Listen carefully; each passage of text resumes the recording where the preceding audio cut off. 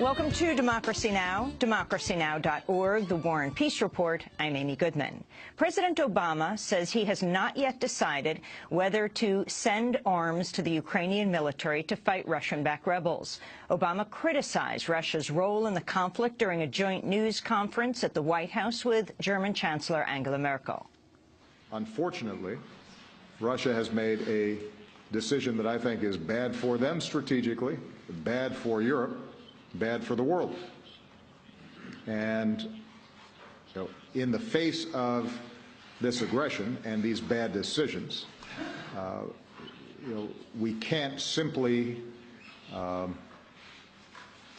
try to talk them out of it. We have to show them that the world is unified in imposing a cost for this aggression.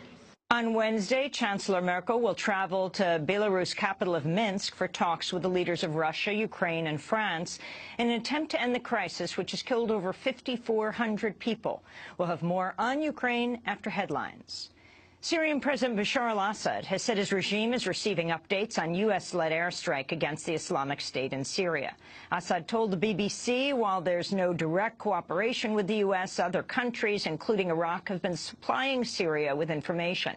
Assad's force have been conducting strikes against both ISIS and the anti-government rebels supported by the United States. In Niger, lawmakers have voted to send troops to fight the Nigeria-based militant group Boko Haram. The decision came after Boko Haram set off a deadly explosion in the Niger town of Difa. The group also attacked 3 towns in Cameroon, kidnapping over 30 people, including 20 who were on board a bus. A NATO drone strike in Afghanistan has killed a number of people, including former Guantanamo prisoners suspected of ties to the Islamic State. Mullah Abdul Rauf was killed along with his son-in-law and others in the southern province of Helmand. Rauf, a former Taliban commander, had reportedly pledged loyalty to ISIS. U.S. officials confirmed the attack killed 8 people accused of posing a threat. At least 29 African migrants have died of hypothermia after they were rescued from the frigid Mediterranean Sea near Libya. The migrants were among over 100 people pulled from an inflatable boat by the Italian Coast Guard. They died en route to the Italian island of Lampedusa. An Egyptian court will try 2 imprisoned Al Jazeera journalists this week, despite hopes at least one would be released. Last week, Canada had announced the release of Mohamed Fahmy was imminent after he renounced his Egyptian citizenship. He was Egyptian-Canadian. But both Fahmy and his colleague, Bahar Mohamed, face a retrial on Thursday. Fahmy's family has launched a social media campaign calling on Canadian Prime Minister Stephen Harper to intervene.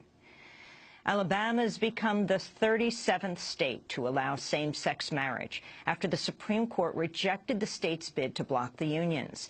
Same-sex couples lined up to marry in parts of the state, including Huntsville, Birmingham, and Montgomery. But about 50 counties reportedly refused to issue same-sex marriage licenses after Sunday's conflicting order from an Alabama Supreme Court justice. Chief Justice Roy Moore ordered judges and officials not to issue or recognize the licenses, arguing the local courts are not beholden to a federal court ruling that struck down the ban. The largest oil strike to hit the United States in decades has grown larger. Union workers at 2 BP refineries in Indiana and Ohio have walked off the job, joining colleagues from 9 other sites across the country. In total, more than 5,000 workers have joined the strike to demand safer conditions, higher pay, better health care, and an end to unsafe staffing levels. A British court has ruled the spy agency GCHQ acted illegally when it accessed data gathered by the National Security Agency through mass surveillance. The Investigatory Powers Tribunal, which oversees British spy agencies, ruled the secrecy surrounding the data-sharing program broke British human rights law. But the court found the program is now legal because more information has been made public after civil liberties groups filed suit. The case marks the first time in its 15-year history the courts ruled against the spy agency. A team of Argentine forensic experts has cast doubt on Mexico's claims about the disappearance of 43 students in September. Mexico's Attorney General has said local police in Guerrero State turned the students over to members of a drug gang who killed them and incinerated their bodies at a garbage dump. But reports by the Mexican magazine Proceso have implicated federal authorities, accusing them of torturing local police to force them to confess. The Argentine investigators now say satellite images show fires at the garbage dump years ago, and human remains found at the site include dentures, which none of the students wore. They also say authorities left the site unsecured for weeks and made errors in genetic profiles from the students' relatives. Only one student's remains have been identified. Felipe de la Cruz, a spokesperson for the parents of the missing students, said the findings bolster claims the students are still alive. Today we can say to the world that we are not wrong. We always said that until it was proven scientifically, with elements of truth that is credible for us, we would not believe the students' deaths. The Office of Mexican Attorney General Jesus Murillo Caram has disputed the findings as speculation and questioned the expertise of the Argentine team. Meanwhile, an activist who organized protests over the students' disappearance has been found murdered in the neighboring state of Morelos. Labor and land rights activist Alejandro Salgado Delgado was reportedly found with his head and hands cut off. Authorities have detained 4 suspects, but Salgado's supporters blamed the state government for targeting him over his activism. The president of East Timor is set to choose a new prime minister this week following the resignation of former guerrilla leader Xanana Gusmao. Gusmao helped win independence from Indonesia and spent 7 years in an Indonesian prison before becoming East Timor's first president in 2002. He has served as either prime minister or president ever since. The city of Boston, Massachusetts, has shut down its public transit system amidst record-setting snowfall across the New England region. 2 feet of snow fell Monday in parts of Massachusetts, marking the state's 3rd major snowstorm in 2 weeks. Governor Charlie Baker says workers have removed enough snow to fill 90 football stadiums. Scientists, meanwhile, say the trend of increased snowfall and stronger storms is fueled by global warming. The Obama administration has pledged $3.2 million to help save the monarch butterfly, which has seen its population plummet 90%. Research has tied the butterfly's decline to the rise in industrial agriculture and genetically modified crops, which destroy milkweed, the monarch's food source. Police in Gastonia, North Carolina, have shot and killed a 74-year-old African-American Army veteran after his family asked the police to check on him. Relatives of James Howard Allen asked police to perform a welfare check because Allen had recently undergone heart surgery.